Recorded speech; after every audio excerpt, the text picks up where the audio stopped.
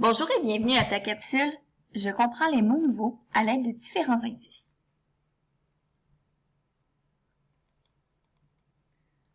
D'abord, un lecteur efficace. Une personne qui comprend bien ce qu'il lit, sait reconnaître les mots qu'il ne comprend pas. On sait aussi que certains mots sont plus importants que d'autres dans la compréhension du texte ou de l'histoire. S'il y a beaucoup trop de mots qu'on ne comprend pas, c'est difficile de comprendre le sens de la phrase ou du texte qu'on lit. Même le lecteur efficace ne peut pas connaître tous les mots. C'est pourquoi on peut développer des stratégies pour les comprendre sans nécessairement avoir recours au dictionnaire ou à l'adulte. Alors regarde bien la capsule pour en apprendre davantage. D'abord, un petit truc, tu peux regarder les images. Les images vont t'aider à reconnaître les mots nouveaux. Tu peux lire aussi autour du mot. Tu lis les mots avant, les mots après, et en utilisant le contexte de la phrase, tu vas pouvoir parfois découvrir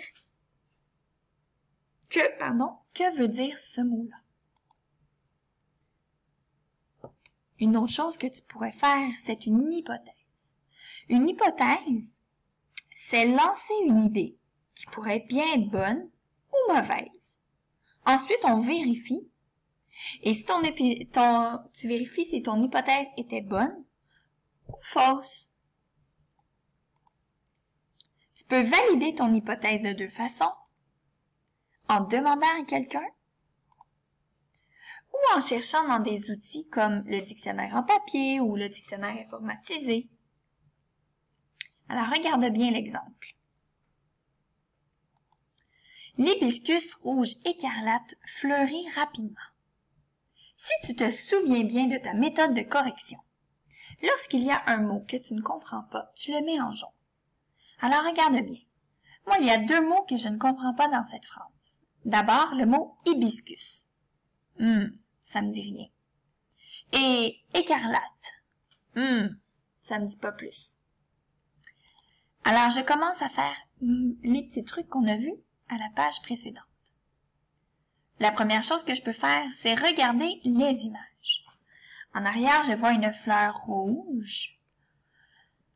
Alors, hibiscus rouge écarlate. Ah, hibiscus, c'est peut-être une fleur. On va aller voir la prochaine étape. Je lis autour du mot, j'utilise le contexte. Alors, si je lis les mots autour d'hibiscus. Hibiscus rouge écarlate fleurit rapidement. Fleurit. Fleurit, c'est comme le mot fleur. Donc, hibiscus, c'est peut-être une fleur. Puis, rouge écarlate, si on regarde l'image, la fleur, elle est bel et bien rouge. La prochaine étape, tu dois faire une hypothèse.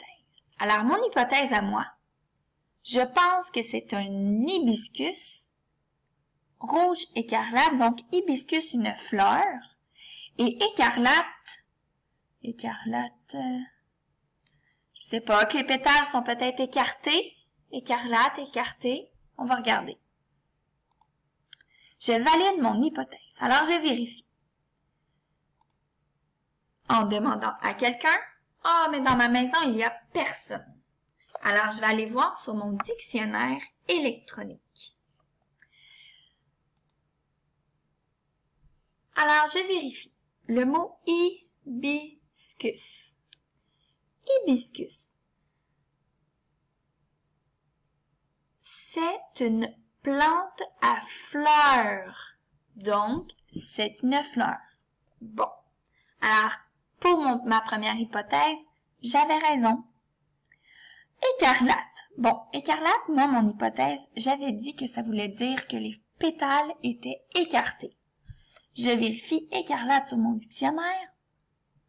Couleur d'un rouge éclatant. Ah, donc hibiscus rouge éclatant. Donc, ma deuxième hypothèse était fausse. Mais c'est pas grave. Maintenant, je sais qu'écarlate veut dire éclatant. Bonne poursuite!